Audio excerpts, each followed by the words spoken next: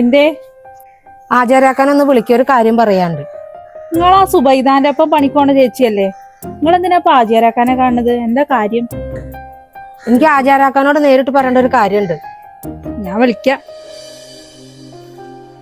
ലീനേച്ചിയോ ഇവിടെ വരി. ഞാൻ നിങ്ങളോട് ഒരു കാര്യം പറയാണ്ടായിരുന്നു. സീനത്തെ ചേച്ചിക്ക് കുടിക്കാൻ എന്തേലേ വെള്ളം എന്തേലും എടുത്തു കൊടുത്താ അവിടെ പോയിക്കോ.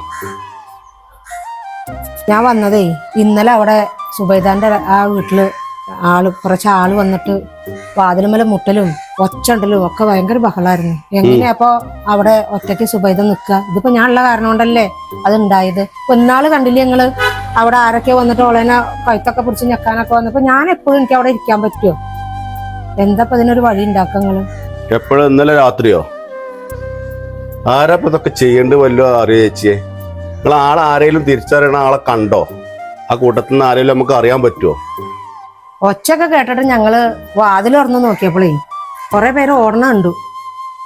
രാത്രിയല്ലേ, ആരാന്ന് മനസ്സിലായില്ല. എൻ്റെ ഒരു കത്തിയൊക്കെ ഉണ്ടായിരുന്നു. ഞാൻ വന്ന് നോക്കുമ്പോ ഒരു സംശയം, ചന്ദ്രന്റെ കൂടെയുള്ള ആളുണ്ടോന്നൊരു സംശയം ഉണ്ട് എനിക്ക് അതില്. ചന്ദ്രന്റെ ഒപ്പം ഉള്ള ആളല്ലേ? ആ ഏതായാലേ ഞാൻ നോക്കിക്കോളാം.